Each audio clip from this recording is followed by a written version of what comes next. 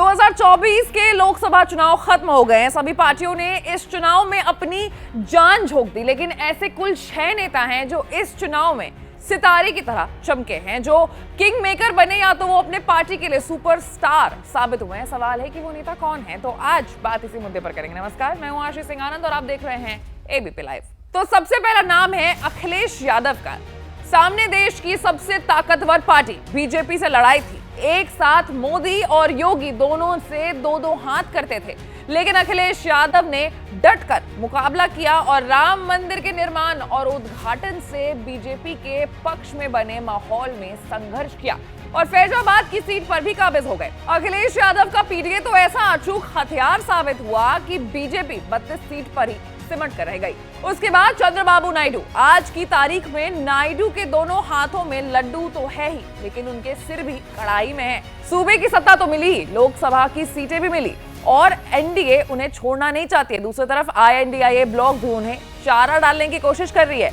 खोई हुई जमीन पर काबिज होने के साथ साथ किंग मेकर बनकर वो उभर कर सामने आए हैं। चंद्रबाबू नायडू ने जगनमोहन रेड्डी को सत्ता से तो बेदखल किया ही है, आंध्र प्रदेश की 16 सीटों पर भी बढ़त उन्होंने हासिल की है।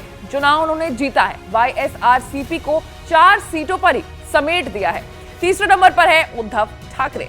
उद्धव ठाकरे ने अखिलेश यादव जैसे करो या मरो जैसी बात भले ना बोली हो, लेकिन उनकी स्थिति तो और भी बुरी हो गई थी।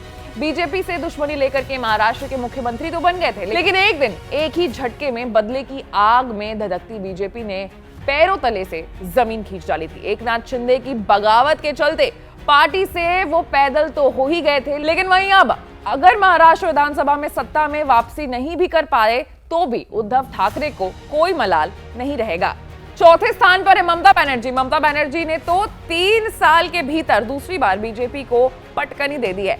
शुभेंदु अधिकारी जैसे मजबूत सहयोगी को गंवाने के बाद उनके खिलाफ नंदीग्राम से खुद हार कर ममता बनर्जी ने टीएमसी को पश्चिमी बंगाल की सत्ता दिला दी थी और इस बार तो ऐसा लग रहा था कि बीजेपी बंगाल में टीएमसी को तहस नहस कर डालेगी, लेकिन ममता ने ऐसा होने नहीं दिया। एक बात तो लग रहा था कि आईएनडीआईए से दूरी बनाकर ममता बनर्जी ने ठीक नहीं किया, लेकिन वही बात है ना कि जीत तो हर बात का जवाब दे ही देती है। फिर आते हैं नीतीश कुमार। तो नीतीश कुमार तो सबसे बड़े खिलाड़ी बनकर के उभरे हैं। ढलती उम्र और घटती लोकप्रियता के बावजूद नीतीश कुमार ने अपनी पलटू स्किल्स का भरपूर इस्तेमाल किया है और मुख्यमंत्री की कुर्सी पर काबिज रहते हुए भी लोकसभा चुनाव में बीजेपी को पछाड़कर बदला ले लिया। 2020 के विधानसभा चुनाव में बीजेपी ने चिराग पासवान की मदद से नीतीश कुमार को सबसे कम सीटों पर समेट दिया था। अंत में बात करेंगे प्रियंका गांधी वाड्रा के बारे में। राहुल गांधी ने भी लोकसभा चुनाव में अच्छा प्रदर्शन किया, लेकिन उनकी बहन प्रियंका गांधी वाड्रा उनसे 2 कदम आगे नजर आ रही है। बेशक राहुल गांधी रायबरेली और वायनाड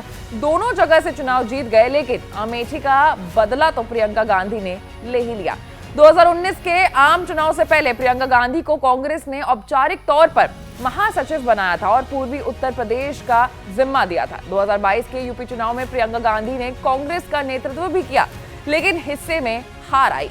रायबरेली की सीट कांग्रेस ने बचा लेने और अमेठी फिर से हासिल कर लेने का क्रेडिट तो प्रियंका गांधी को ही मिलेगा और ये चीज उनको लोकसभा चुनाव 2024 में स्टार परफॉर्मर कुल मिलाकर के बना दे रही है। तो ये वो 6 बड़े नेता हैं लोकसभा चुनाव 2024 के, जिन्होंने किंग मेकर बनने का काम किया है या फिर अपने पार्टी को रिवाइव किया है, सुपरस्टार बनकर के इस चुनाव में सामने आए हैं।